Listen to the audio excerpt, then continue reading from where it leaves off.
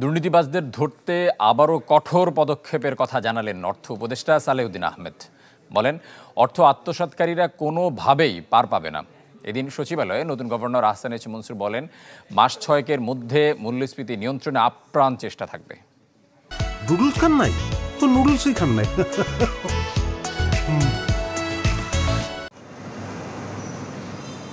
দায়িত্ব নিয়েই অর্থনীতিতে প্রয়োজনীয় সংস্কার আর অনিয়ম দুর্নীতি বন্ধে পদক্ষেপের কথা জানিয়ে আসছেন উপদেষ্টা সালেউদ্দিন আহমেদ। তার চোখে 1.5 দশকের অচলায়তন ভাঙতে একদিকে দরকার নীতি কাঠামোর কঠোর প্রয়োগ, অন্যদিকে জং ধরা ব্যবস্থাকে ঢেলে সাজানো। সচিবালয়ে এদিন সাংবাদিকদের একই বার্তা দেন সালেউদ্দিন। বলেন, অর্থ আত্মসাৎকারী আর দুর্নীতিবাজদের বিরুদ্ধে চলমান থাকবে ব্যবস্থা গ্রহণের প্রক্রিয়া।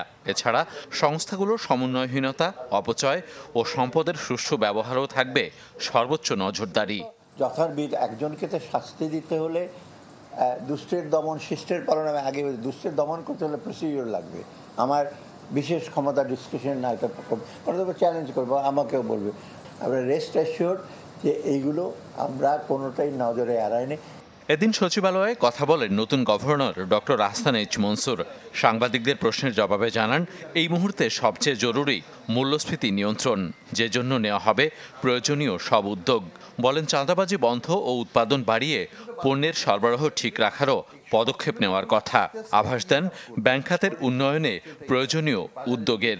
চাঁদাবাজিটাকে কমিয়ে দেওয়া সম্ভব হয় আমরা যদি সাপ্লাই বা প্রোডাকশন এগ্রিকালচার ইনপুটগুলোকে দিয়ে প্রোডাকশনগুলোকে বাড়াতে পারি, তাহলে ধীরে ধীরে আমার মনে হয় 5-6 মাসের মধ্যে আমরা মূল্যস্ফীতিকে একটা অ্যাকসেপ্টেবল লেভেলে নিয়ে আসতে পারবো। করবো, ব্যাংকিং খাতে সংস্কার তো করতেই হবে, এটা তো বলার অপেক্ষা রাখে না।